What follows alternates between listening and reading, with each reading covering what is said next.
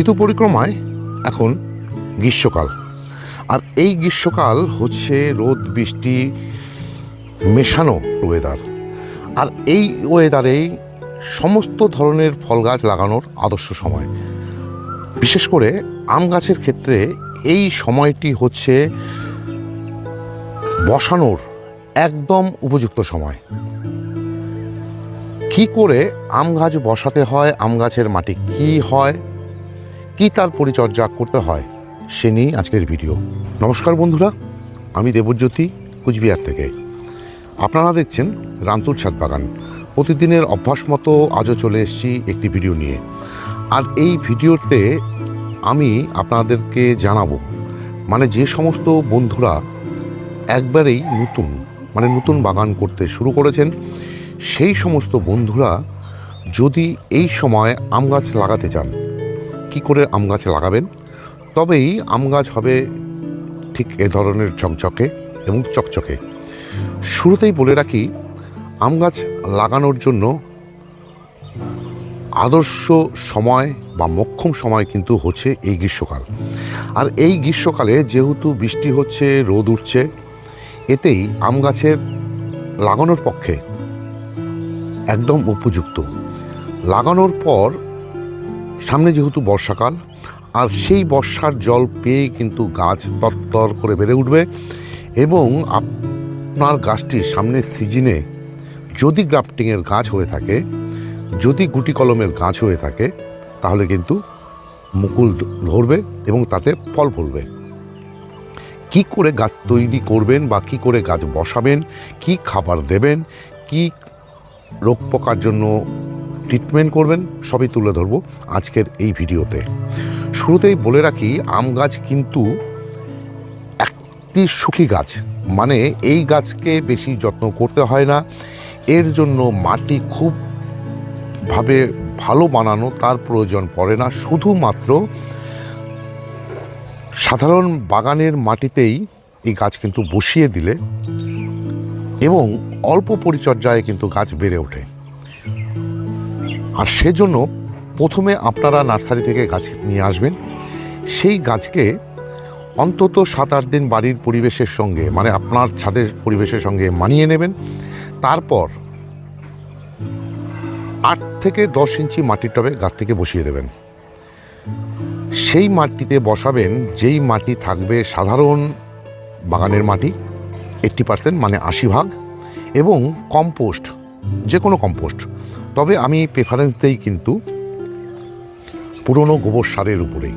তার কারণ পুরনো গোবর সারে কোনো রকম ভেজাল থাকার সম্ভাবনা থাকে না, যেটা থাকে ভার্মি কম্পোস্টে। তাই আমার মত অনুযায়ী আপনারা পুরনো যে গোবর সার, সেটা নিয়ে নেবেন 20 ভাগ। সেই মাটির মধ্যে সামান্য পরিমাণে ফসফেট দিয়ে গাছটি বসিয়ে দেবেন। এরপর গাছটি বসানো হয়ে গেলে ঠিক 1 মাস পরে গাছের মধ্যে দিয়ে দেবেন একটি খাবার, জৈব মিশ্র খাবার। যেই খাবারের মধ্যে নাইট্রোজেনের পরিমাণ থাকবে খুব সামান্য, পটাশিয়াম থাকবে ক্যালসিয়াম থাকবে, ফসফেট থাকবে, মাইক্রোনিউট্রিয়েন্ট থাকবে, হিউমিক অ্যাসিড, একসাথে মিশিয়ে ডিকম্পোজ করে রাখবেন। তারপর ঠিক 1 মাস পরে গাছে দিয়ে দেবেন। গাছে দিয়ে দেওয়ার পর ইতিমধ্যেই গাছ কিন্তু শাখা পোশাখা ছাড়তে শুরু করবে। যখনই শাখা ছাড়তে শুরু করবে, সে সময় আপনাদেরকে ব্যবহার করতে হবে একটি কীটনাশক এবং একটি ফাঙ্গিসাইড। আম গাছে কিন্তু খুব একটা কীটনাশক এবং ফাঙ্গিসাইডের প্রয়োজন পড়ে না, কিন্তু যখনই এভাবে শাখা ছাড়তে শুরু করবে, কীটনাশক দিতে হবে। এই কারণে আম গাছের মধ্যে সে সময় ম্যাঙ্গো উইভিল নামে একটি পোকা, সঙ্গে আরও কিছু পোকা, এরা কিন্তু এই যে নতুন পাতা বা নতুন কচি পাতা, এদেরকে কিন্তু কেটে দেবে। সেটা যেন করতে না পারে, তার জন্য দিয়ে দিতে হবে কীটনাশক। কীটনাশক হিসেবে আপনারা কিন্তু দিয়ে দেবেন কনফিডার রাসায়নিক হিসেবে, আর যদি জৈবভাবে দিতে চান তাহলে দিয়ে দেবেন কাকা। এছাড়া দিয়ে দেওয়া যায় প্রোফেক্স সুপার। প্রফেক্ট সুপার দিতে হয় এই কারণেই, এই যে ম্যাঙ্গো উইভিল নামক যে পোকাটি কাটে তাকে কিন্তু একমাত্র ধ্বংস করতে পারে প্রফেক্ট সুপার। যেহেতু সে সময় বর্ষা থাকবে, বৃষ্টি হবে, মাটি ভিজে থাকবে, আম গাছের শেকড় যেহেতু সূক্ষ্ম সূক্ষ্ম চুলের মতো থাকে, খুব সহজেই তার মধ্যে ফাঙ্গাস আক্রমণ করতে পারে, মানে অতিরিক্ত মাটি ভিজে থাকলে। আর সেই জন্যই ফাঙ্গাস লাগার একটি সম্ভাবনা থাকবে। সুস্থ সবল গাছ করতে গেলে ফাঙ্গাস মুক্ত গাছকে রাখতে হবে। তার জন্য দিয়ে দিতে হবে অ্যামিস্টার বা স্পিন্ট বা স্যাপ জাতীয় ফাঙ্গিসাইড। এবার সেই সমস্ত শাখাগুলো যখন ঠিক এভাবে বড় হতে শুরু করবে, সে সময় আপনাদেরকে এই যে দেখুন, এই গাছটির মধ্যে রয়েছে 4টি শাখা বেরিয়েছে, তার মধ্যে এই যে শাখাটি, এই শাখাটি হচ্ছে দুর্বল, এটাকে ঠিক এভাবে ভেঙে দেবেন। তাহলে এই যে 3টি শাখা রয়েছে, এই 3টি শাখা কিন্তু খুব সহজেই আপনার দেওয়া মিশ্র খাবার পেয়ে এবং বৃষ্টির জল পেয়ে শাখাগুলোতে কিন্তু প্রচুর পরিমাণে গ্রোথ চলে আসবে। ঠিক তারপর মানে এই সমস্ত শাখাগুলো যখন বেড়ে উঠবে বা সুস্থ সবল হবে, ঠিক তখনই আপনাদেরকে সেই সমস্ত ডালেরকে আবার কাটিং করে দিতে হবে। এই যে দেখুন, এখানে 3টি ডাল বেরিয়েছে, এরকম একটি নোট রেখে, মানে এই যে নোটগুলো, এই নোটগুলোর ঠিক উপরে কেটে দেবেন। তাহলে এখান থেকে আরও 3টি বা 4টি শাখা বেরোবে। এইভাবেই কিন্তু এই যে বর্ষাকালের শেষ পর্যন্ত আপনাদেরকে কিন্তু এই পরিচর্যাটুকু করে যেতে হবে। খাবার যেহেতু আম গাছে খুব একটা বেশি লাগে না, বেশি খাবার দিলেই কিন্তু আম গাছে পাতা পোড়ার যে সমস্যা সেটা হতে থাকে। সেই সমস্যা থেকে মুক্তি পেতে আম গাছকে দিতে হয় বছরে 3 বার মিশ্র খাবার। এছাড়া দিতে হয় মাসে অন্তত 1 বার করে ক্যালসিয়াম এবং পটাশিয়াম।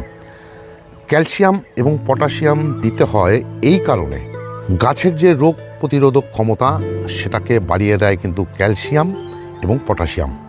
তাছাড়া পটাশিয়াম গাছের মধ্যে জল সরবরাহ করতে সাহায্য করে থাকে, গাছকে প্রচণ্ড রোদ বা বিভিন্ন রকমের স্ট্রেস থেকে মুক্ত করতে পারে।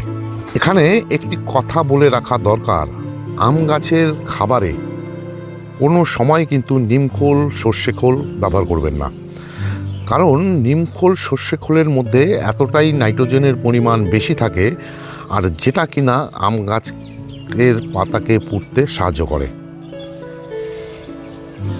এইটুক পরিচর্যা যদি আপনারা আপনাদের আম গাছ বসানোর পর থেকে করে নিতে পারেন, আশা করব আপনাদের আম গাছ ঠিক এরকম ঝকঝকে তকতকে থাকবে। ঠিক এরপর যখন বর্ষার শেষের দিকে আপনার সেই গাছটিকে, মানে মাটির টবে থাকা গাছটিকে তুলে নিয়ে এ ধরনের গ্রো ব্যাগে আপনারা গাছ বসিয়ে দেবেন। তাহলেই কিন্তু আপনার আম গাছটি সামনের সিজনে ঠিক এভাবে আম ফলবে। আর এটাই ছিল আজকের ভিডিও, কি করে ছোট্ট একটি চারা আম গাছকে বসাতে হয়, কি তার মাটি তৈরি করতে হয়, কি খাবার দিতে হয়, কিভাবে রোগ প্রতিরোধক ক্ষমতা বাড়াতে হয়। আজকের ভিডিওটি যদি আপনাদের ভালো লেগে থাকে বা ইনফরমেটিভ বলে মনে হয়, তাহলে একটি লাইক দেবেন, কমেন্ট করবেন, এবং আমার চ্যানেলটি যদি সাবস্ক্রাইব করা না থাকে তাহলে চ্যানেলটি অবশ্যই সাবস্ক্রাইব করে নেবেন। কেননা প্রতিদিন দুপুর 2টোয় আমার এই চ্যানেলে কোনো না কোনো ভিডিও চলেই আসে। সেই সমস্ত ভিডিও দেখতে হলে বা পেতে চাইলে আমার চ্যানেলটিকে সাবস্ক্রাইব করে নিতে হবে। সবাইকে অশেষ অশেষ ধন্যবাদ এবং শুভেচ্ছা জানিয়ে আজকের এই ভিডিও শেষ করছি। সবাই ভালো থাকবেন, সুস্থ থাকবেন, সবুজের সাথে থাকবেন। ধন্যবাদ।